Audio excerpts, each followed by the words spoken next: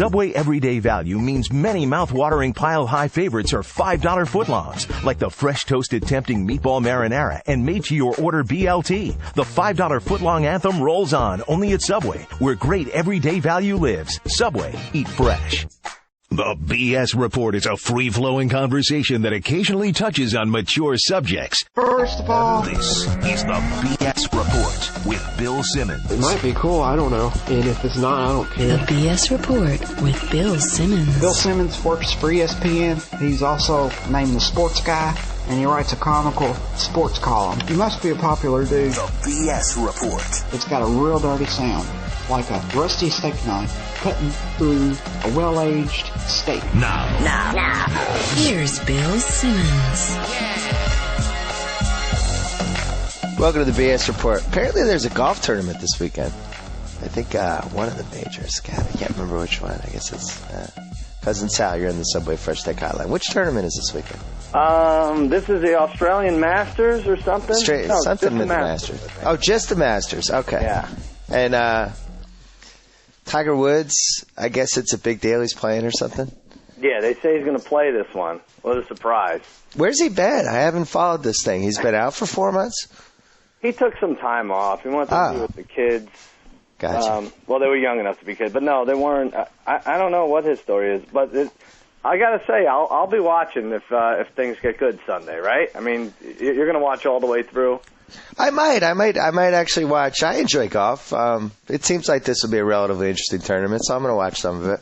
Yeah. I don't really care who wins or what happens, but, I think as a sports fan, I feel like, just Tiger having that discolored yellow tooth that nobody's been able to explain, that alone I want to watch. Oh, that's Get some more looks at that thing. That's What's right. going on? Especially when he gets the green jacket, it stands out.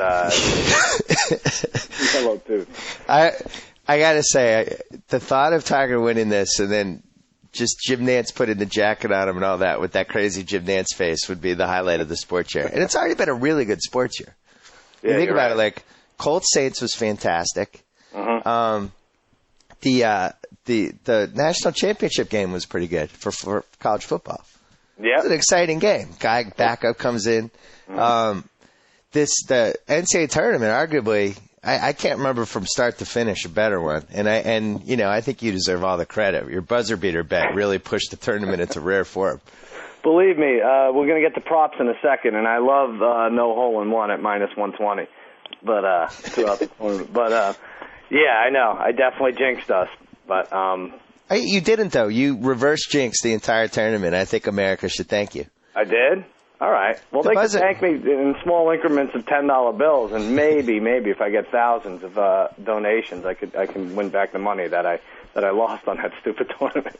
I think we even had the conversation about, buzzer beater bet. You're betting against buzzer beaters. That means you're betting against a fun tournament, and you were defending it, and you lost within 2 hours. And ironically, the tournament almost ended on a buzzer beater, which really, that would have been the greatest shot in sports history, I think. I'm hard-pressed to think of a more dramatic ending to a basketball game. I guess Jerry West made a half-court shot in the 1970 finals, but that was like game 2, and they ended up losing in overtime. Right, but did the opposing coach stupidly call on you, the guy that missed the free throw, the second free throw on purpose? Like that? Yeah. I can't believe, Krzyzewski would have been answering for that for life, right? Yeah, and I think you and I maybe as a little side business should anoint ourselves the VP of Coaching Common Sense, because this drives us crazy in football when coaches overthink things and do weird things. This new trend of up to intentionally missing the free throw so the other team can only get like the frenzied 3-point, not really a good shot. Mm-hmm. How about this? Just go up 3. Yeah, go up 3. Yeah, there's an idea. And you have options. Then if there's a stupid foul somewhere, you're not doomed or something. And Zubek was so cool at the line. Like, he nailed the first one, which was, I was surprised. I was like, all right. Yeah. If he's missing, if he threw the first one was an air ball, maybe just go for the miss. But you're not going to get a better shot. Like Butler didn't get a better shot with the miss than they would have had he made it, No.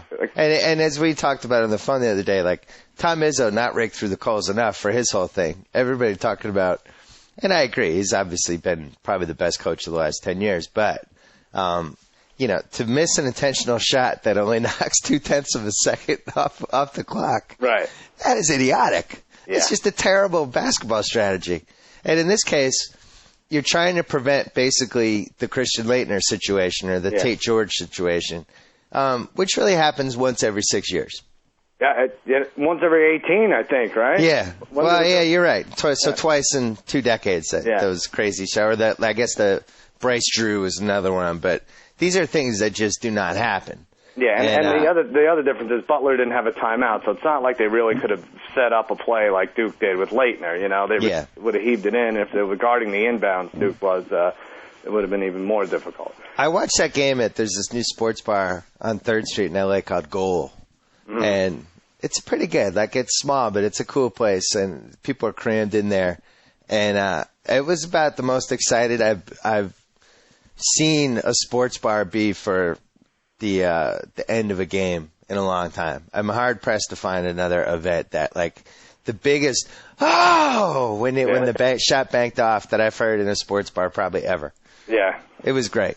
It was a great game. It really was. And if Gus Johnson had been announcing it, that's the only way it would have been better. Oh, forget it. He's still being he's under cardiac arrest. But yeah, believe me, I would have loved to have rooted against Duke, but I had them on the money line, and I was like, if I'm going to go down, I'm going to go down in flames. And what was it like to root for Duke? I'm curious. What are you talking about? Well, what's it like to root for him? It's like rooting for Russia in 1980 or something. I just felt like, I don't know, whatever. I don't see the blue and white. I'm just looking, and I'm like, they have 3 Haywards, and I'd like to root for good three-point shooting and good free throw shooting and good coaching, except we didn't see that at the end. But no. I lucked out for sure. And, you stayed away from the women's tournament, correct? Yeah, I did. Well, a couple weeks ago I had some games because I was in Vegas, but yeah, it's good to stay away from the girls' tournament in general. Interesting moment on Sunday afternoon. I was kind of talking myself into a possible Baylor bet. Yeah. So I texted you what the line was, and you said it was 25. Yeah. 5 minutes later, there's an earthquake. Yeah. I took that as a sign that I shouldn't bet on women's basketball. Right. Whole earth shake, 6.9 or 7.2 in Baja. Our whole house is shaking for a minute, and I'm like, all right, well, then God has decided. I'm not going to bet on women's basketball. Jesus is resurrected yet again, this time just to tell you not to bet the women's. Right. Yeah. You're here today because we're going to talk about some Masters props. Yeah. There are a lot of bets, a lot of Masters bets. Yeah, I was hoping there were more stupid bets, but there are a lot. I mean, because it's a long tournament, it's 4 days, and it's nice to have something at stake every hour or so. Otherwise you're just rooting blindly. But there are some good ones. I mean, all right, let's run through them, and maybe we'll make some mock bets and see how we do here. All right. Well, Tiger is routinely between 2 and 3 to 1. He's between 3 and 4 to 1 to win this tournament. So you could just do that. There's a ton on Tiger. 4 to 1.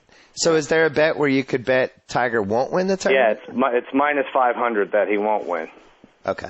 That sounds like a Sal special, but and let me tell you, it is always fun. That kind of is like betting against Duke, except you're laying a lot of wood, no pun intended. But it is nice to root against just one guy in a golf tournament. Well, especially a guy who.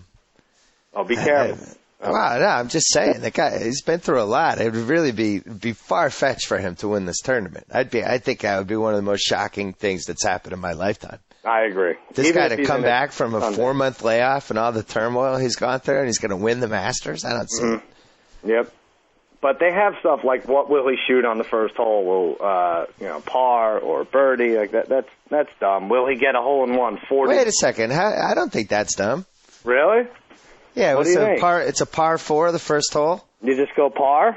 Yeah. I think he either hooks or slices that first drive. It's a lot of pressure. I can't remember a golfer being under more pressure for a random leading off the tournament drive than that drive. All right, well, they have actually the tee shot. I mean, they have the first hole, but they also have will the tee shot land on the fairway. Yes, what's that? Yes is minus 200. No is plus 150. Oh, I like the no. Do you? I think no, yeah. I think he's in the rough. That's a lot of pressure, that first tee shot. You know it's going to land right on the edge of the rough fairway, and we're gonna be suing some unnamed sports book in Antigua for the next 10 years. Well, if you're going to heckle Tiger at any point in round one, don't you just go for the gusto with that first shot? If someone's going to heckle him? Yeah. Well, that brings me to the next one, and this is a real one. Will someone heckle Tiger throughout the tournament? Throughout the tournament or just once? At all. At all. Wait, let me make sure. I got this right. This is almost like our Oscar crying bet where there's a lot of room for interpretation. No, but you know what? It's better for us. Will Tiger Woods be heckled after addressing the ball and step away during the 2010 Masters? I guess that's the key. He has to step away while being heckled. So the heckle has to make him step away. Right, which I guess is another gray area. Like, what are the odds? It's even. Well, they're going to get you some juice here. It's -120 yes, -120 no. Oh, I like the yes. Well, I like the yes, too, because I feel it's the first prop we're ever personally can affect, you know? I mean, let's just really, round-trip ticket and a bullhorn, and let's get out there. So you're saying one person could just bet online that Tiger will be heckled, and then actually heckle him and win the money and cash Exactly. in. That's pretty interesting. I think you should send your readers and listeners, you should send them out there in droves just to make sure this happens. All right, so he's going to take between 265 and 285 shots in this tournament. Mm-hmm. You're telling me that of all of those shots, not once is anybody in the gallery going to heckle him in some way that will make him step away from the ball. I think that's a lock. -120, yes, lock. I think so too. I hate to say it, but I think so too. I mean, think of all the jerks out there. Think of what the internet is like. Think how mean people are. There's no way you're going to just find this gallery of benevolent people for 4 straight days. I refuse to believe it. All it takes is one drunk idiot late Saturday afternoon who's bored with golf to mouth off, you know. Wait a second. They don't serve liquor during these things, right? They probably don't. I don't think at this one for sure, because he purposely picked. Well, he wasn't going to miss the Masters anyway. But you could smuggle liquor in, though. I mean, if you really tried hard, you could bring in a flask or something. Well, listen, I'm telling you now, I'm sick of losing money. A and B. This is a great story. If by Sunday no one has done this, you and I fly out and we make this happen. Let's just do it already.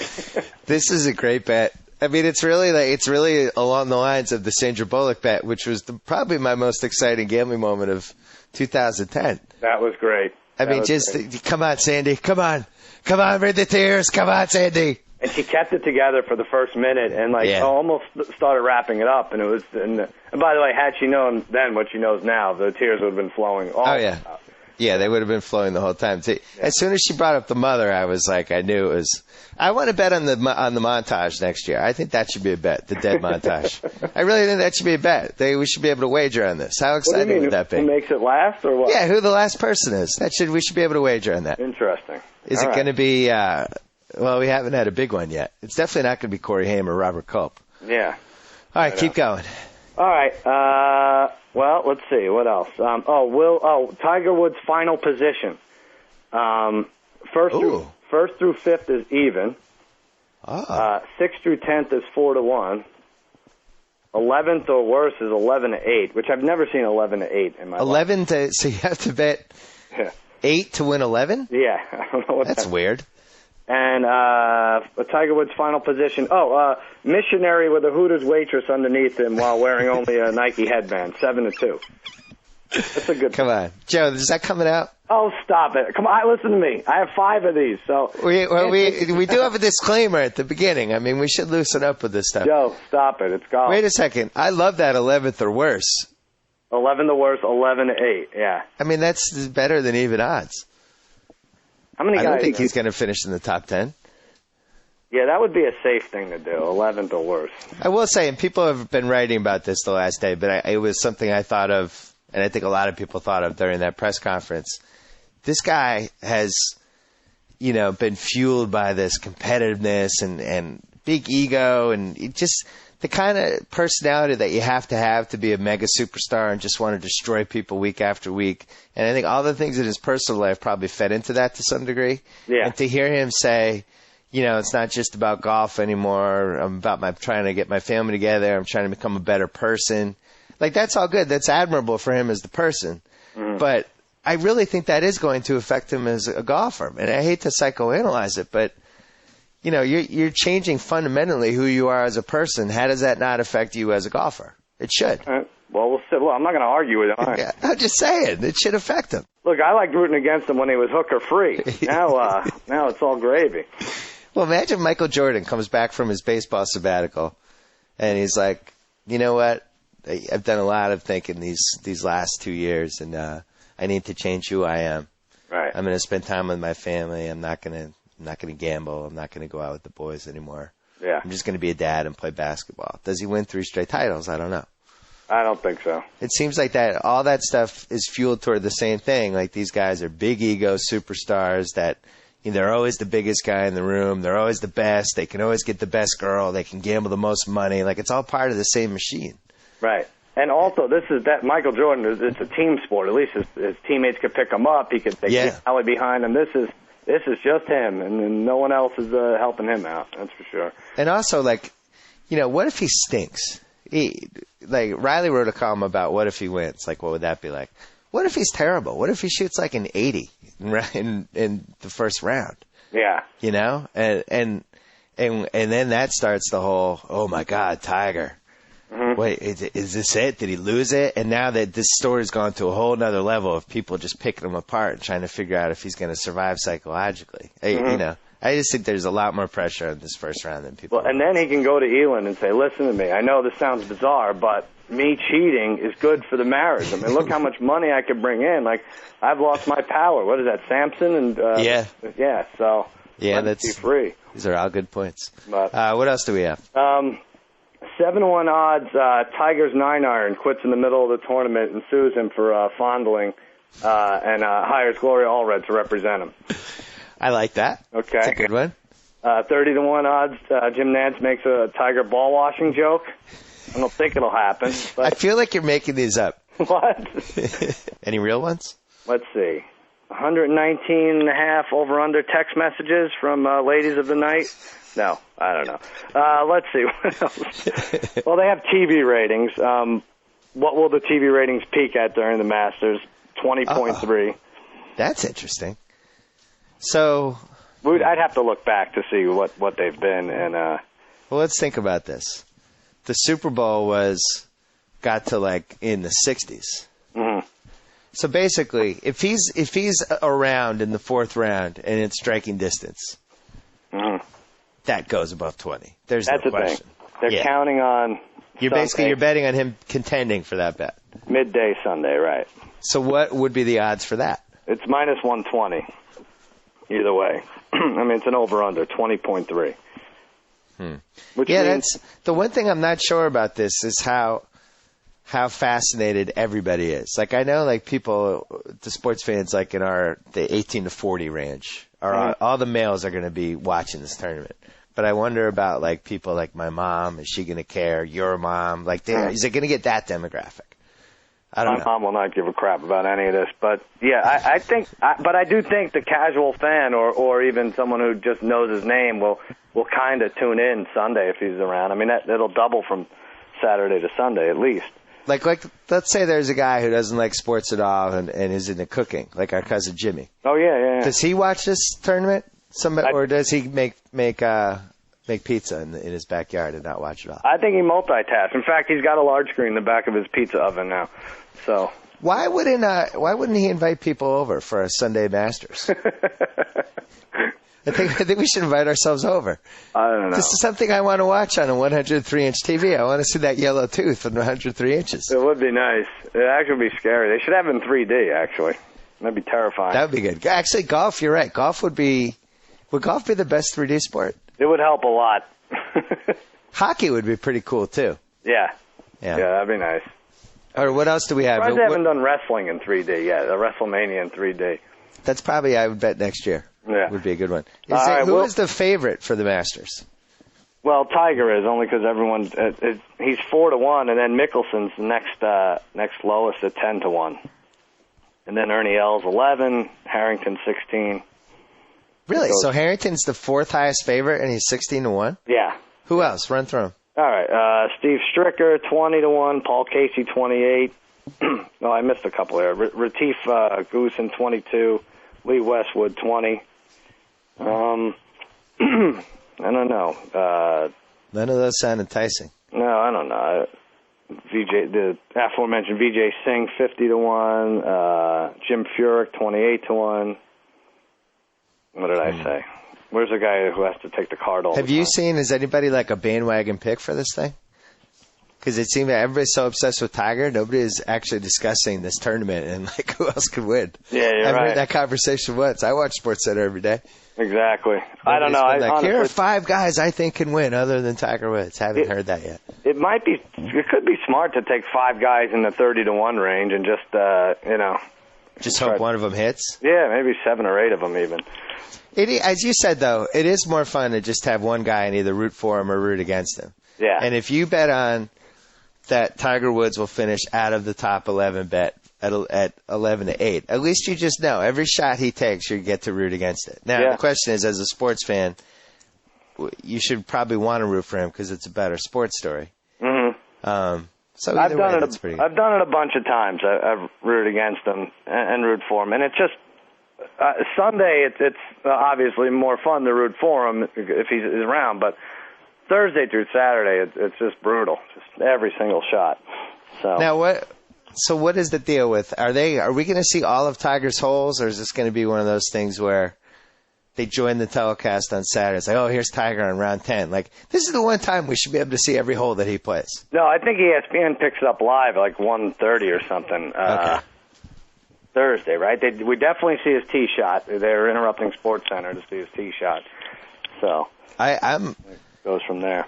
I'm almost embarrassed to admit this, but I'm so excited for this Masters. I can't even speak. What are you talking about? I can barely talk about it. I'm just really excited. I love the Masters anyway. It's my favorite tournament. I think this is such a compelling sports story. I'm so in. I'm locked into this. I love it. Really? Are you doing like a diary, like you did for the NCAA tournament on Thursday? I might do a 4-day diary. Oh my God! I might do a diary right now. Actually, I'm doing one. I'm writing one right now. I'm writing one in my pocket. I just think, look, this is we've never seen a gigantic athlete in this position before. Yeah. They just, is this too much? Is this going to be too much for him? I think it's and if he gets through this, by Friday, you're going to want to put a bullet in your head. What do you think about his Fu Manchu? Oh yeah, well that's the big thing that he's been hiding the last few months. Fu Manchu? I guess any distraction is good, right? Anything else? No other bets that you like? I don't know. No, not. What was really. the hole-in-one bet?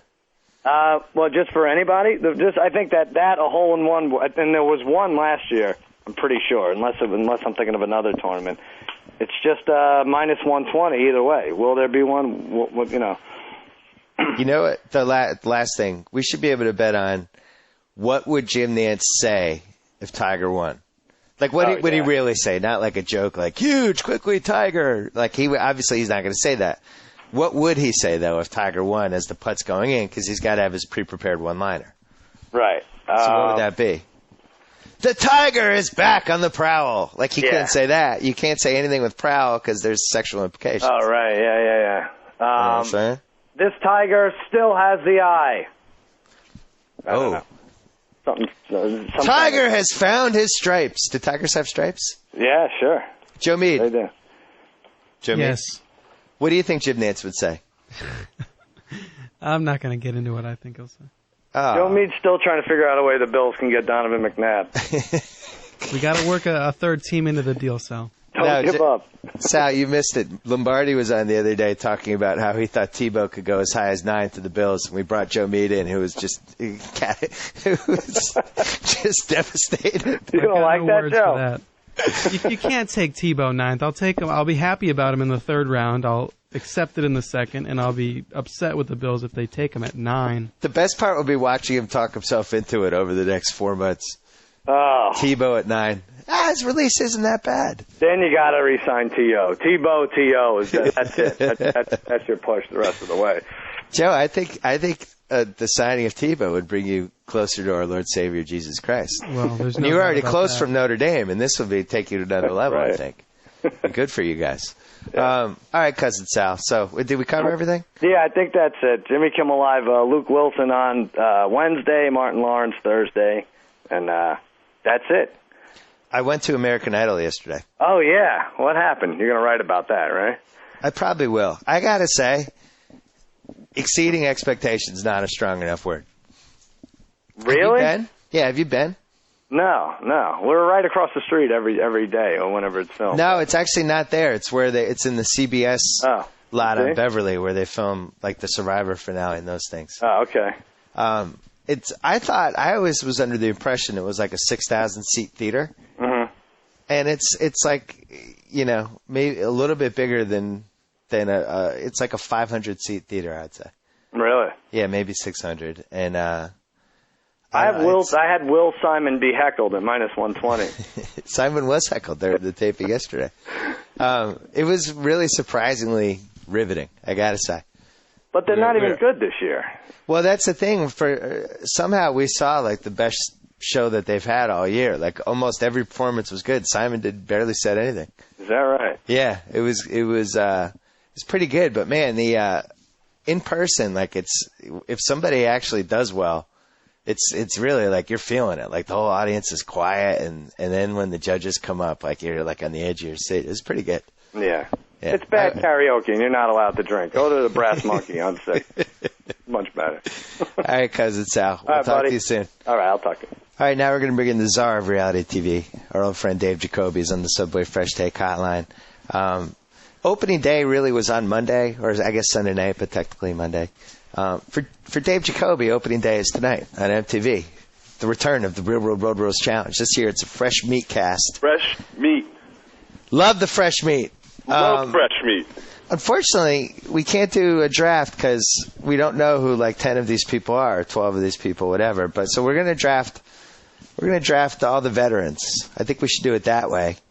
And because the veterans are going to win. The rookies, fresh meat, whoever, they never win the challenges. They always lose. They have no experience, all that stuff. Would you agree?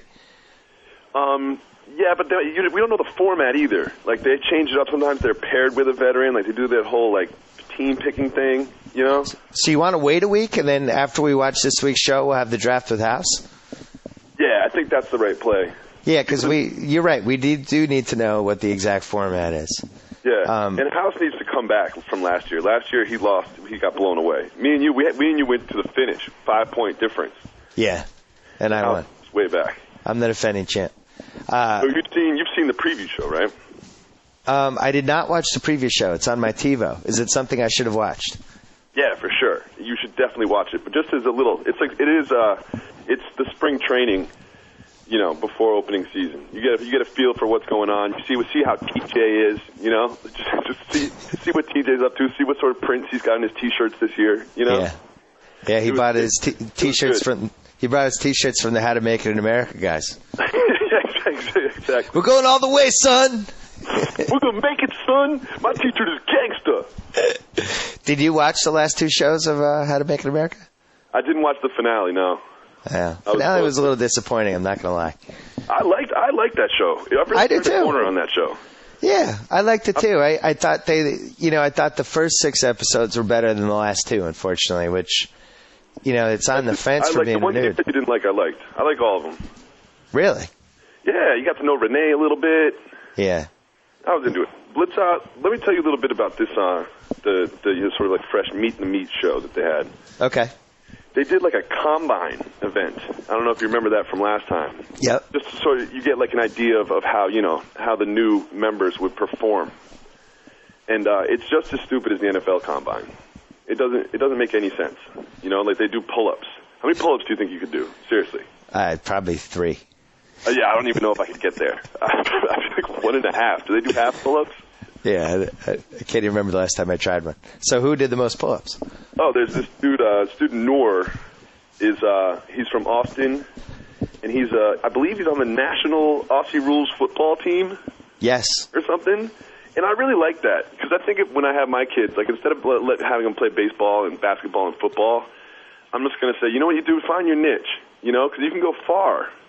if you just pick a small sport. That's what some people have told us, that we should push our daughter toward golf because it's the easiest way to get a Division I scholarship. Golf. Yeah, golf. And there's a lot. Golf's a long career, lots of money.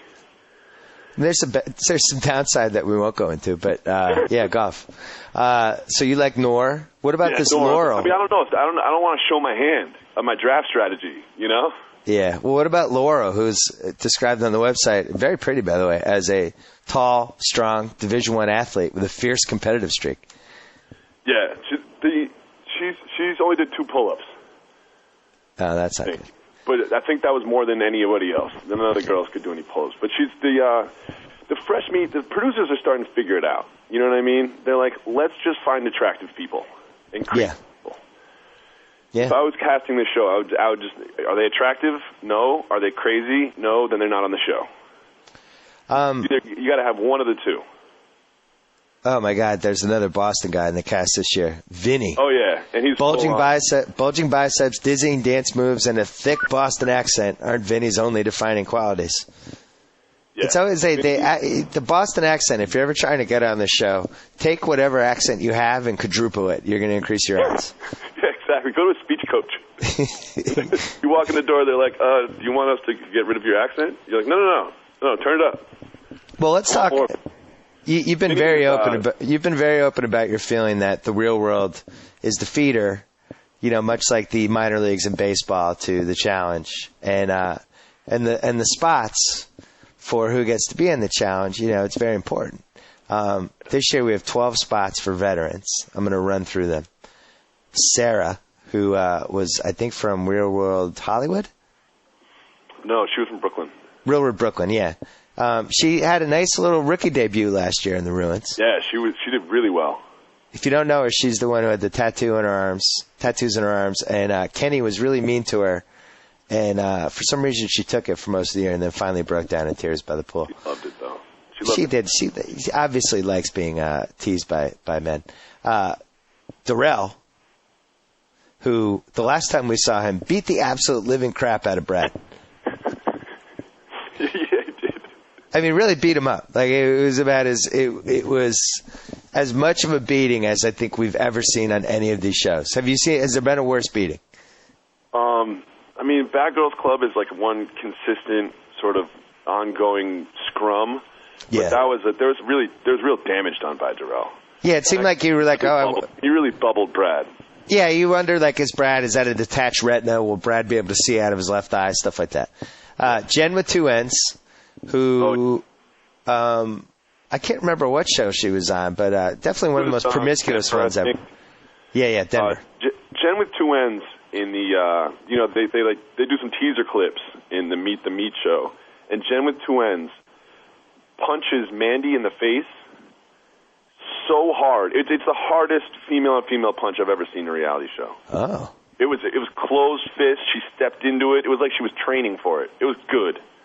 So, really good. Does that mean she's going to get bounced? Yeah. You think? You don't know. You don't know where it happens in the season, but you get your 25 fighting points, too, if you take her. Oh, that's true. You're almost locking those in right away. Kenny, who has really become one of the icons of this event. And he's reached a point for me where I'd be disappointed if he wasn't involved. You know what I'm saying? I think we need Kenny. Are sort of like Kobe and LeBron, like revitalizing the property. Yes, Kenny and West. LeBron sort of revitalized the NBA, and there was this old generation, the like Miz's and Corals, and you thought like once those people were gone, this thing's just gonna disappear. But Kenny and West have just breathed new life into it. Yeah, and it's watching the Bird Magic documentary where Bird said he used to read the box scores in the morning to see how Magic did, which I think that's BS, and I think those guys have milked this rivalry for maybe a little more than what it actually was. But I think Kenny and West do that. I think they look in the box scores every morning, measure each other. What did Kenny do today? What did West do today? I don't know. I want to find out. Jillian, who I always liked, I thought she was a cutie. Gauntlet 3 champion. Oh, yeah. And also won the heart of fellow competitor Frank. The two lovebirds are still together, according to MTV.com. Really? Interesting. Everything is true, by the way. Frank was the guy from Real World Vegas who was one of the I remember. guys of that. He was the only guy in Vegas that wasn't like absolutely, crazy. Danny from originally from Real World Austin, who has been him and I think Dunbar have been the two most disappointing challenge guys this decade. Just never good. Yeah, Dunbar's good for TV though. Dunbar's good for TV. I'm not sure what Danny's good for. Where is Dunbar though? They called him. He definitely got the call. He's probably like in some sort of 6-month anger management class, right?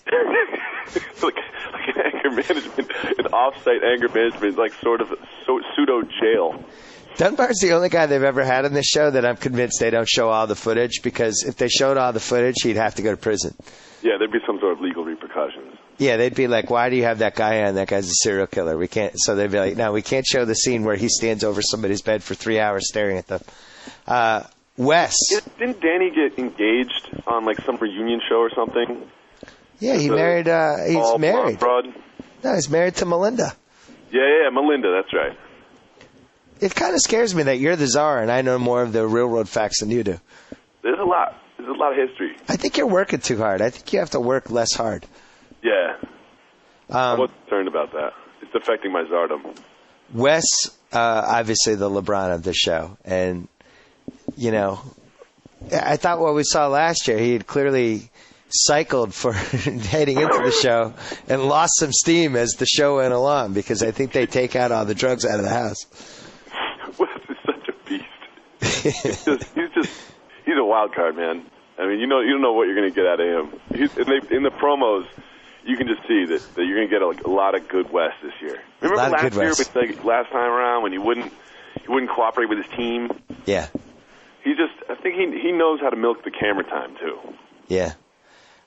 Ryan, who I can't even remember what Real World he was on or where he came from, but I can't really remember anything about him, so let's move on. CJ, who was the punter on one of the recent Real Worlds, and really a dope. We'll see how he does with the physical activity. What are your expectations from him? Real World Cancun. The last time we saw him physically performing, he was at some sort of like punting audition tryout thing. I mean, he's in decent shape. He's got the personality of a donut. I don't see much coming out of CJ, but who knows? I don't see much coming from him either. Landon, who, we've already mentioned the LeBron Kobe comparisons before. I think Landon's more of the Dwayne Wade. Doesn't really get a lot of media attention, but puts up numbers. It puts up big numbers, and it always seems to land outside of the winning alliance. So he's kind of on his own with Jermaine O'Neal and Adonis Haslam. Yeah. But it's kind of cool. Like I like Landon. Me too. You forget, this was the guy with Jack Sickmahair from Real World Philadelphia, who was really kind of a loser on that show. I think he's really turned himself around. Yeah, he was. Paula. Ball nuts. Initially from Real World Key West, I'm going to say. Yeah. She's if you remember her from that show, I mean, she would get drunk and transform. Yeah. I mean, she would just completely change. She was had an eating disorder. Yeah. She would pick scabs all over her body all day long. She's liable to do anything. Joe Mead, you're going to have to bleep me here, but the word bat crazy was really created for her, in my opinion. Yeah. She's bat crazy. She's bat crazy. Some people are crazy. Yeah. Bat crazy. And which is great for the show. When they do I gave you some work to do there, Mead. Sorry, buddy. When they do they say, are you crazy? Are you attractive? Those are like sort of the two categories that the casting people are looking for. Bat crazy is almost an automatic in. It's like the old Corolla joke. Corollas wanted to have this running bit on Jimmy Kimmel Live where he went outside to Hollywood Boulevard, and the bit was called "Prove to Me You're Not Crazy." And he went up to people who obviously seemed crazy, and they had like 30 seconds to prove to him that they weren't. Paula would fail. Yeah, she could never prove she wasn't crazy. And then the last one. How do you just go right over Caitlyn? Well, I saved her for last. You have to save the first transgender challenge competitor ever for last. A good season for her to be on the show because there's no male versus woman, none of that stuff. So we don't have any sort of the ethical issues that plagued Dr. Renee Richards' tennis career near the end. Doesn't really matter if she's qualifies as male or female here. She's just on the team. For her. I mean, I'm excited to see her. I forgot about her. Well, here's the thing. Hey, now, you think this would be a huge advantage to be a former dude in this event as one of the 6 female competitors. I almost think it's embarrassing for her if she's not good. It's like, you used to be a dude. Yeah, you should be much better than the other girls. I would think that would be my reaction to that. Yeah, it's like the 15-year-old pitcher in Little League. Or the guy like in when you're playing a basketball game and they have the 6'8" guy there, and they're like, oh, the 6'8" guy, oh my God, he's going to be great, and he's terrible, and you're like, hey, you're 6'8". Yeah, but how are you not good? Listen, as a guy who's pretty tall, I'm like 6'3", is the one thing I hate. I hate is if I was as tall as you, man, I'd be in the NBA. If I was as tall as you, I'd be dunking on everybody. Yeah. It's like you're not. You're short. Right. So sometimes I get upset when everybody wants the tall guy to be good at basketball. What are you expecting from Caitlin from a hookup standpoint? Oh, great question. Because when her real world season, it was all over the map. I didn't know what was going on. Yeah. Geez. I don't see a lot happening in that regard. I don't see a lot of dudes or women on the board that could see being a fit. She'll probably do a drunken makeout with Ryan at some point. I can see that happening. Yes, I think that's a good call. I think that's your best prediction of the podcast. Yeah. So, do we think that this fresh meat, because historically it's just always a mismatch with the veterans versus the fresh meat. I guess the difference this time is that the team isn't like the veterans. It's not really a powerhouse like it's like they've been able to assemble in years past. Like Evan's not on the team. Bar and those guys. A couple other ones that usually see. Where is Evan? Like I always wonder, why are these people letting me down? I look forward to seeing these people. Like, what's he doing? You know. I always thought that maybe MTV, from an overexposure standpoint, tried not to have these guys on every single time. Yeah, they don't want them getting big heads. Just demanding more money. Right. They want to drive down their... It's not about the personalities. They want to drive down their appearance fees. So anything else? Because we have a couple other shows we have to cover, and we have 10 minutes. Yeah. I want to tell you about some of the fresh meat. I mean, it's a great cast, and I'm expecting big things. I mean, we've got Carly, the strip club waitress. Oh. Oh, my God, I'm looking at her. She's a voluptuous blonde. She's literally a waitress in a strip club. Yeah. She must know Tiger Woods. She must. Like, I just want to pull her aside and just be like, come on, just tell me the truth. You know Tiger, don't you? You know, don't you? You have a sofa. Come on. Yeah, you do. Send him a text. Huge. Quickly. Who else? And Mandy, you know, and Laurel, the Cara Maria. Well, I gotta point out one thing about Mandy. She spells it Mandy with an I. Yeah. That tells me either crazy or a slut. One of the two. Oh, yeah. But there's a lot of the intersection in those two circles as well. Sure. Might even be a crazy slut. Right in the middle. Yeah, could be both. But it's going to be at least be one. I'm locking down one of the ones. One of the two. I mean, I don't want to show my hand on my draft strategy too much, but I really like this Cara Maria girl. Yeah. She did like 6 pull-ups, which is, 4 times as many as I could do. She kind of looks like Jack Sparrow a little bit. She's like ties like sort of ropes and stuff into her hair. She's a wild card. She's from Newton. She's probably a Sox fan. She's from Newton? Yeah. They describe her as a dark beauty with skull beads in her hair. She admits to liking dirty bad boys and dances to a beat of her own drum. Yeah, I like everything about her. She has a sweet disposition, but it's balanced by a mean temper and a tendency to say things she regrets. Well, then. Huh. That sounds fantastic. I'm into it. Now, I'm looking at, on their website, they have the promo for the Challenge Fresh Meat 2, and it's a split screen of Wes and Kenny. Like, they've really gone LeBron Kobe level promotion for this. They really have. I mean, you wouldn't know that anyone else was even on the show if you watched the promos.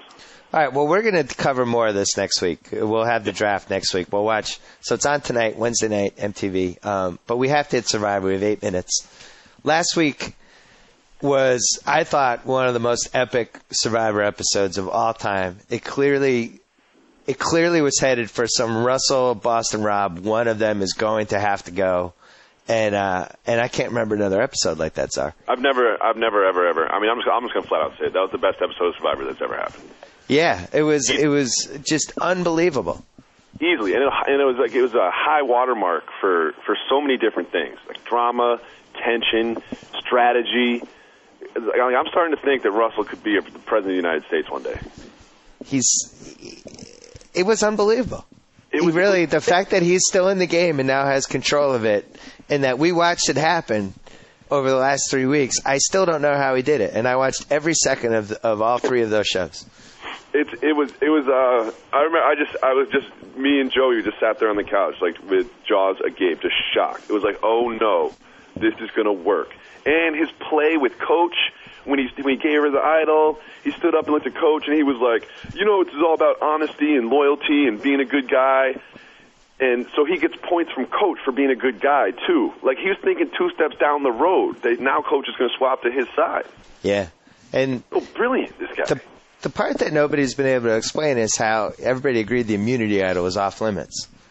And then Russell went out and openly looked for it, violated their little handshake deal, and everybody's like, oh, this guy's a scumbag. And now he has control of the game. I've never understood everybody's just totally willing to forget the part where he violated everybody's agreement. Yeah, and it's like if you were on that show, I mean, these aren't strangers. They've sort of seen each other. They have an idea of sort of their behavior. And you see it, Russell's on your team, the first thing you do is vote him off. You know what I mean? It's kind of like the killer whale that killed somebody. It's called a killer whale. Yeah. You know what I mean? Like Russell is a dangerous, maniacal genius. Well, the problem is none of these people had seen his show because it started. They were on this island after his show ended, so I don't think they saw the episodes. Yeah, they didn't know. So they haven't seen a single episode of his? No. I think that was his big advantage going in. And isn't it like the same island, by the way? Like, didn't he just stay there? He hasn't left that island since like 2008. I'm convinced that this island is in right outside of Los Angeles. No. It's in a warehouse in Los Angeles. I refuse to believe they're like wherever the hell they say they are, Thailand or whatever. Yeah, they fly one shooter out there to get all the scenics in the jungle, and then the rest of it's just a set right across the street from a Starbucks. Walk me through the tribal council where Boston Rob gets semi-blindsided voted off because Jerry and Coach turned against him. So 4-3-1 vote. Coach was obviously the no balls. I'm not gonna pick a side here. I'm just gonna go with Courtney. Jerry stands up and hugs Rob, who hugs her back for some reason, even though she switched sides and voted him off. She didn't deserve a hug. And no. Coach comes in out of nowhere, like from the side, for like a side hug, and that's when Rob's like, I've had enough. And he calls Coach a little man. And I would say that was the most embarrassing 2 seconds I've ever seen for a reality show contestant. Coach he was eviscerated. The man thing is just so good. But not just a little man, but the way he was like leaning forward, and it was he was off balance, and he had to kind of shrink back to his seat. It was awesome. I loved it. I rewound it like 10 times. It was so good. It was great. They always do. The goodbyes are always kind of awkward on that show because I don't think they have a hard and fast rule. They should just be like, come over here. Unlike your torch, you don't say goodbye to anybody. No handshakes or hugs or nothing. Well, I think most of the time, and they do a nice job of hiding this from us, but I think almost every time the person knows that they're getting voted off. In that case, I don't think he knew. Yeah, I mean, it's the structure of that after the little immunity challenge or whatever. Obviously it's going to be person A, and then the producers somehow make you feel at the last second like, oh, maybe it'll be person B. Yeah, it ends up being person A. Every single episode. I sent you an email from a reader saying that Boston Rob, most overrated person, not just on Survivor but on all reality TV, finished 10th his first year, rode the Amber coattails to second place the other time. I think this is his third appearance. He also lost twice on Amazing Race. This guy's point was Boston Rob, media hype, overrated. You don't agree? I don't agree. I think I like Boston Rob a lot. I mean, let's not forget this guy lit a fire with like 2 sticks and a string, which I can't light. I went to a hotel one time with a fireplace. I couldn't even get the thing lit, and I had like lighter fluid and kindling. And I had to call a dude to come, light the fire. Yeah. Remember when he passed out this year? Yeah. From, doing too much stuff and carrying stuff around and building things? I'm a Boston Rob supporter. He's always got a Red Sox hat on. I like that. Dave Jacoby. I'm on Boston Rob's team. Dave Jacoby, I'm so glad that you're a fan of mine. I'm a fan of yours as well. Me and Amber, we listen to this podcast. How do you do it so well? Thank you. I don't know. It's one of my... Can you do other impersonations, or is it just somehow Boston Rob? I have a couple. That's the only one I've broken out. I think my best one is impersonation of Neil Diamond singing The Cure. I've been able to do since college. I also have an impression of Davy and Goliath, the old show Davy and Goliath. Goliath being upset that Davy was pleasuring himself. It's another one of my imitations. See Neil Diamond on opening day. Yeah, that wasn't good. We got to go. Okay, they have to tape another podcast here. You're going to come back next week, and we're going to have a draft with House and really break this down. Anything you want to plug? Yeah. The Next Round, ESPN.com/Next Round. It's a brand new show, interview with David Ortiz. The guy's the best. Everything you think about David Ortiz is true. This runs on ESPN.com, hosted by Scoop Jackson, and you're running this whole thing. That's right, along with, a bunch of other people. All right, but take credit for it. Screw those other people. We'll talk to you soon, Czar. All right, brother. So I get to sign off. Whoa! Thank you for downloading the BS Report with Bill Simmons. Too much fun. Check out more podcasts at the iTunes Music Store or at Pod Center at ESPNRadio.com. Peace out. With all the talk about sports, Bill Simmons neglected to mention this important just breaking news. Subway now has breakfast. And unlike the competition, you can get it made just the way you want. Like the Subway Western Egg White Muffin Melt. Add jalapenos, banana peppers, tomatoes, or try Monterey Cheddar. Build your better breakfast at Subway. And after you build your better breakfast, grab your favorite $5 footlong to go. Made to your order all day, every day. Only at Subway.